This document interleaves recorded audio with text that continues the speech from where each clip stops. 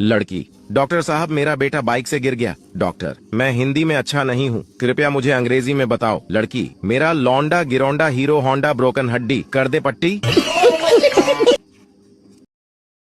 सोचा था 2 शादियां करूंगा, एक पीटेगी तो दूसरी बचाएगी। रात को सपना देखा, एक ने पकड़ रखा था, दूसरी पीट रही थी। एक लड़की जा रही थी, उसका पेन गिर गया। एक लड़का उसका पेन उठाकर दिया और बोला, आपका नाम? लड़की बोली, पिता के पहले और माता के बाद लगाते हैं वही है मेरा नाम। आप बताओ लड़की का क्या है नाम? ये बड़ी अच्छी बात कही आप। फेसबुक से थक जाते हैं तो व्हाट्सएप चले जाते हैं, जब व्हाट्सएप से थक जाते हैं तो इंस्टाग्राम पर चले जाते हैं। ओह माय गॉड, इतनी भाग दौड़ भरी जिंदगी।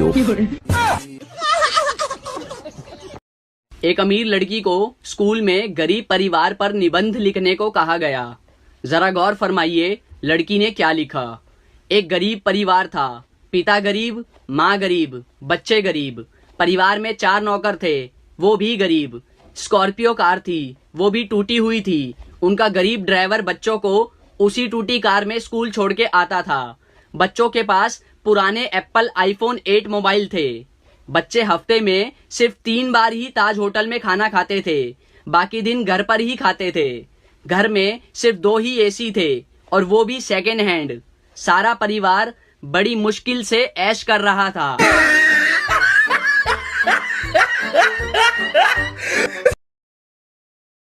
CBSE, UPSC, दिन में सोडा रात को लस्सी। ICSE, NTSE, गोल करेंगे रोनाल्डो मेसी। बोर्ड एग्जाम में होने वाली है सारे बच्चों की ऐसी की तैसी। चिंता ता चिता चिता चिंता ता ता। एक रात एक चोर एक घर में घुसा, दरवाजा खोला तो एक बूढ़ी औरत सो रही थी। खटपट की आवाज से उसकी आंखें खुल गईं। चोर घबरा गया, लेकिन बुढ़िया बोली, डरो मत बेटा, लगता है किसी मजबूरी के कारण तुम ऐसा काम कर रहे हो। कोई बात नहीं, अलमारी में एक तिजोरी है, उसमें का सारा पैसा और गहना तुम चुपचाप ले जाना, लेकिन पहले मेरे पास आकर बैठो। मैंने अभी अभी एक सपना देखा है, वह सुनकर जरा मुझे उसका मतलब तो बता दो। चोर बुढ़िया की बातों में आ गया और चुपचाप जाकर उसके पास बैठ गया। बुढ़िया ने कहा, बेटा मैंने देखा कि मैं एक जंगल में खो गई हूँ। तभी एक कौवा मेरे पास आया और उसने 3 बार जोर जोर से बोला, पिंटू पिंटू पिंटू। बस फिर सपना खत्म हो गया और मेरी आंखें खुल गईं। जरा बताओ इसका क्या मतलब हुआ। चोर सोचने लगा। इतने में बुढ़िया का बेटा पिंटू अपना नाम जोर जोर से सुनकर उठ गया और अंदर आकर चोर को जमकर पीटा। बुढ़िया बोली, बस करो अब मत मारो। चोर बोला, नहीं नहीं मुझे और मारो, ताकि मुझे आगे से याद रहे कि मैं एक चोर हूँ, सपनों का मतलब बताने वाला नहीं। एक बूढ़ी औरत 2 लाख रुपए जमा करने बैंक जाती है। मैनेजर ने बुढ़िया से पूछा, इतने पैसे आपके पास कहाँ से आए? बुढ़िया बोली, मैं शर्त लगाती हूँ कि आपको भी शर्त लगानी है। मैनेजर बोला, नहीं। बुढ़िया ने कहा, वैसे भी आप मुझसे शर्त नहीं जीतेंगे। मैनेजर को गुस्सा आया और वह शर्त लगाने के लिए तैयार हो गया। बुढ़िया बोली, शर्त यह है कि कल सुबह 10 बजे मैं आपको 2 थप्पड़ मारूंगी और आपका पूरा शरीर हरा हो जाएगा। अगर ऐसा नहीं हुआ तो मैं आपको 10,000 दूंगी, और यदि ऐसा हो गया तो आप मुझे 10,000 रुपए देंगे। मैनेजर सोचा ऐसा संभव थोड़ी है, उसने शर्त मान ली। अगले दिन बुढ़िया अपने वकील के साथ बैंक पहुंची और शर्त के अनुसार उसने मैनेजर को जोर से 2 थप्पड़ मारे। इतने में वकील दीवार से सिर पीटने लगा। मैनेजर ने बुढ़िया से पूछा, ये आपके वकील को क्या हो गया? बुढ़िया मुस्कुराते हुए बोली, मैंने इससे 20,000 रुपए की शर्त लगाई थी कि आज सुबह ठीक 10 बजे मैं बैंक के मैनेजर को 2 थप्पड़ मारूंगी। अमेरिका में जब कोई बच्चा बाइक से गिरने के बाद घर पहुंचता है तो उसकी माँ सबसे पहले उसे बिठाती है, देन डॉक्टर को कॉल करती है। और जापान में जब कोई बच्चा बाइक से गिर जाता है तो उसकी माँ सबसे पहले उसके फ्रैक्चर चेक करती है और फ्रैक्चर चेक करने के बाद उनपे बैंडेज करती है। और जब मैं बाइक से गिरता हूँ तब माँ, हाँ बेटा, मैं बाइक से गिर गया। क्या?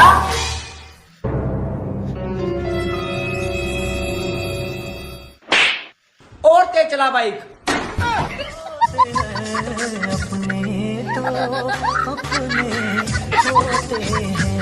दोस्तों, एक बार एक राजा के राज्य में महामारी फैल गई। चारों ओर लोग मरने लगे। एक रात राजा को एक सपना आया कि हे राजा, तुम्हारी राजधानी के बीचों बीच जो पुराना सूखा कुआं है, अगर अमावस्या की रात को राज्य के हर घर से एक एक बाल्टी दूध उस कुएं में डाल दिया जाए तो अगली ही सुबह ये महामारी समाप्त हो जाएगी। राजा ने अगले दिन पूरे राज्य में यह घोषणा करवा दी कि महामारी से बचने के लिए अमावस्या की रात को हर घर से कुएं में एक एक बाल्टी दूध डालना जरूरी है। अमावस्या की रात जब लोगों को कुएं में दूध डालना था, उसी रात राज्य में रहने वाली एक कंजूस बूढ़ी औरत ने सोचा कि सारे लोग तो कुएं में दूध डालेंगे, अगर मैं एक बाल्टी पानी डाल दूं तो किसी को क्या पता चलेगा। उस कंजूस औरत ने रात में चुपचाप एक बाल्टी पानी कुएं में डाल दिया। अगले दिन जब सुबह हुई तो महामारी समाप्त नहीं हुई। राजा ने जब कुएं के पास जाकर इसका कारण जानना चाहा तो उसने देखा कि सारा कुआं पानी से भरा हुआ है। दरअसल दोस्तों, ऐसा इसलिए हुआ क्योंकि जो विचार उस बूढ़ी औरत के मन में आया था, वही विचार सभी लोगों के मन में आ गया और सबने कुएं में दूध की जगह पानी डाला। दोस्तों, बात सिर्फ इतनी सी है कि जब भी कोई ऐसा काम आता है जिसे बहुत सारे लोगों को मिलकर करना होता है, तो अक्सर हम अपनी जिम्मेदारियों से यह सोचकर पीछे हट जाते हैं कि कोई न कोई तो कर ही देगा।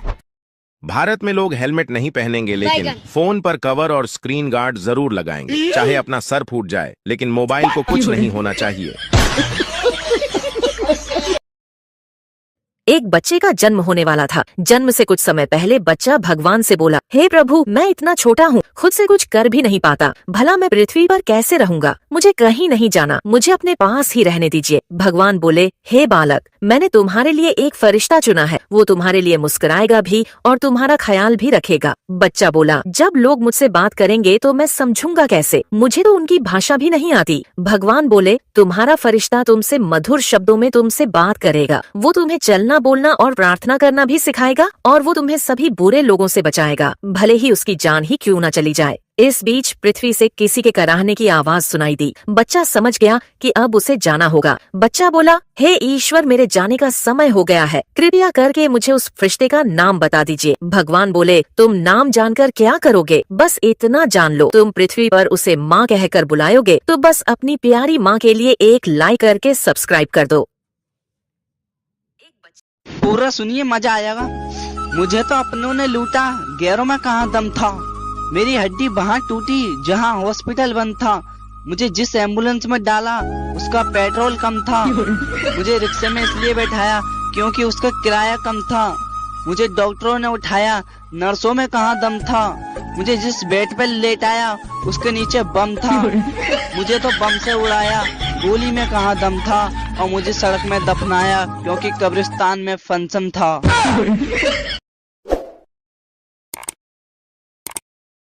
सुबह ब्रश किया तो टूथपेस्ट में लौंग थी, फिर चाय पी उसमें भी लौंग थी, दोपहर में दाल खाई उसमें भी लौंग थी, रात को बिरयानी खाई उसमें भी लौंग थी, सोने से पहले पान खाया उसमें भी लौंग थी। अरे तो कहना क्या चाहते हो? It's been a long day. Japan में दो भाई रहते थे। एक का नाम जो था, दूसरे का नाम वो था। एक रात जो को बाथरूम में भूत दिखा। जो डर गया और उसने वो को आवाज लगाई। वो दौड़ते हुए बाथरूम में आया और भूत को देखते ही उसका हार्ट फेल हो गया और वो मर गया। बस उसी दिन से कहावत हो गई, जो डर गया वो मर गया। दुख क्या है? 7 बजे नींद खुले और पता चले अब वापस नहीं सोना। खुशी क्या है? रात को 2 बजे नींद खुले और पता चले कि अभी 5 घंटे और सोना है। डबल खुशी क्या है? रात को नींद खुले और पता चले कल तो छुट्टी है। होली पर इतने भी पुराने कपड़े मत पहन लेना कि कोई रंग लगाने की बजाय रोटी देकर चला जाए।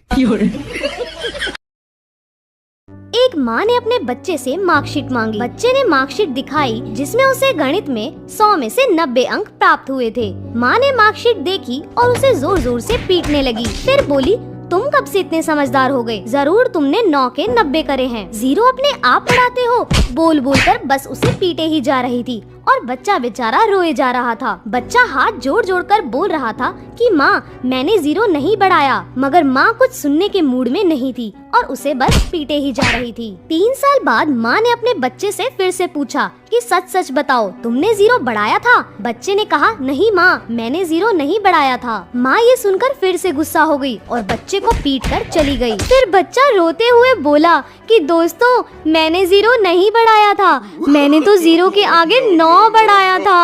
और ये बात दूर खड़ी माँ ने सुन ली और आगे क्या हुआ आप देख ही सकते हैं। When you study, you pass. And when you pass, you get happy. And when you get happy, you play. And when you play, you get tired. And when you get tired, you get sick. And when you get sick, you die. So don't study. Pintu एक बार अपने घर की light सुधार रहा था, तभी उसके ऊपर बिजली का तार गिर गया। पिंटू तड़प तड़प कर मरने ही वाला था कि अचानक उसे याद आया कि बिजली तो सुबह से बंद है। वापस उठकर हंसते हुए बोला, साला याद नहीं आता तो आज मर ही जाता।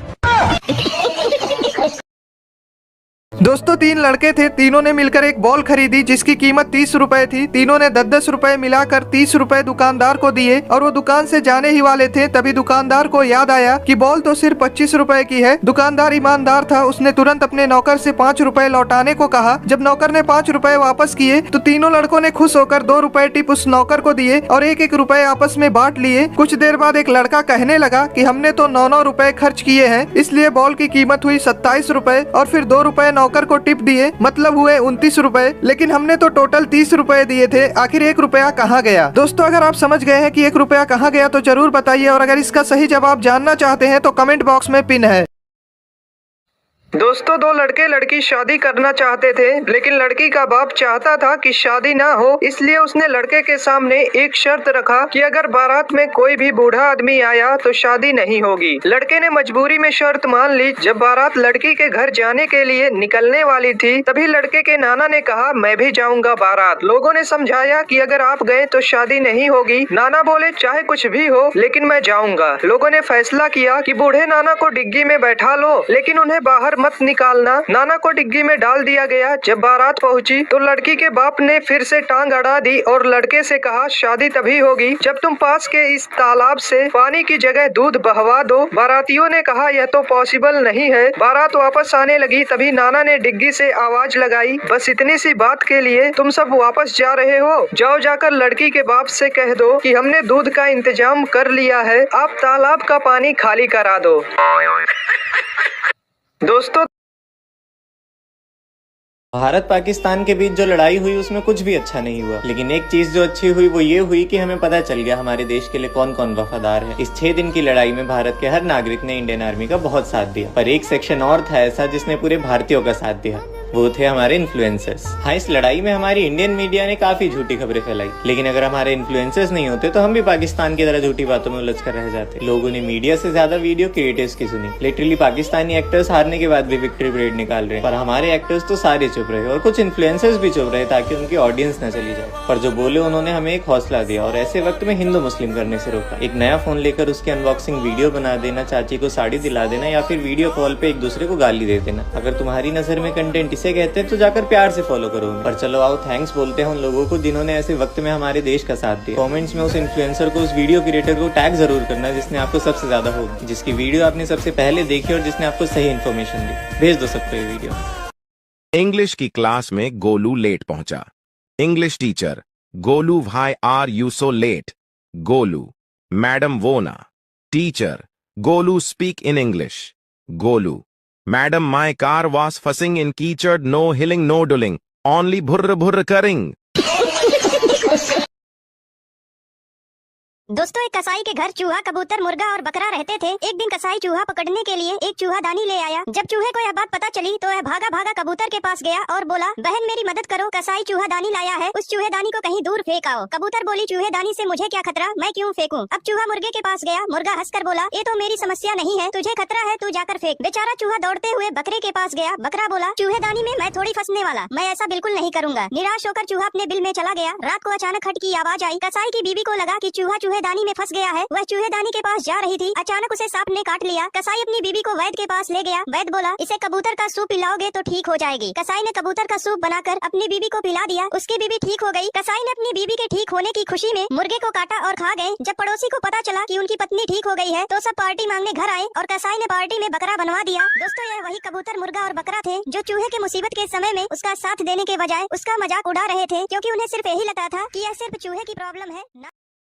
तुम्हें पता है एक जेंटलमैन कौन होता है? जो तुम्हारी बकवास बातें भी बड़े गौर से सुने, जो तुम्हारा रंग रूप दौलत देखकर नहीं, तुम्हारी मासूमियत देखकर तुम्हें प्यार करे, जो तुम्हारी बिना फिल्टर वाली फोटो की भी तारीफ करे और जब तुम इनसिक्योरिटीज हो तो इग्नोर नहीं क्लियर करे, जिसे तुम्हारे जिस्म से नहीं बालों से खेलना पसंद हो, जो तुम्हारी मर्जी के बगैर तुम्हें उस नज़र से देखे भी ना, भले ही तुम्हारी आँख खुली हो या बंद हो, जो तुम्हें भले ही कितना भी प्यार करता हो लेकिन अपनी माँ को हमेशा प्रायोरिटी दे, जो महंगे महंगे गिफ्ट्स भले ही ना दिलाए लेकिन तुम्हारे पीरियड्स में तुम्हें एक चॉकलेट जरूर ला कर दे, जो भले ही तुम्हारी गलतियों पे तुम्हें डांटे लेकिन दूसरों के आगे बहुत रिस्पेक्ट से बात करे, जिसके पास ऑप्शंस भले ही कितने हो लेकिन वो हमेशा सिर्फ तुम्हें ही चुने, जो तुम्हारे आगे रोने से बिल्कुल ना शर्माए और उसे देखकर जब तुम रो दो तो वो चुप हो जाए, और अगर ऐसा लड़का तुम्हें मिले तो उसका साथ कभी मत छोड़ना।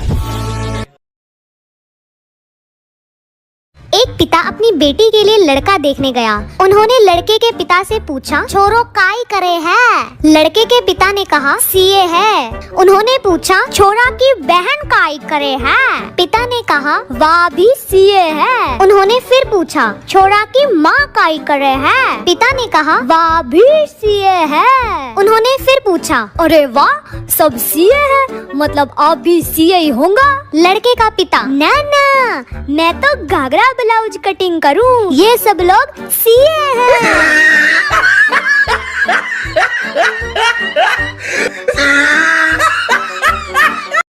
एक लड़का एग्जाम हॉल में बैठा था। पेपर बहुत टफ था। वह चीटिंग करना चाहता था लेकिन एग्जामिनर बहुत स्ट्रिक्ट था। थोड़ी देर बाद लड़के ने एग्जामिनर को अपने पास बुलाया और उसके कान में कुछ फुसफुसाया। एग्जामिनर चुपचाप जाकर चेयर पर बैठ गया और वहीं बैठा रहा। सभी छात्रों ने खूब चीटिंग की। एग्जाम खत्म हुआ तो सभी ने बाहर आकर उस लड़के से पूछा, भाई तूने एग्जामिनर को ऐसा क्या बोला कि वो चेयर से उठे ही नहीं? वह लड़का शर्माते हुए कहा, मैंने बोला था सर, पीछे से आपकी पैंट फटी है।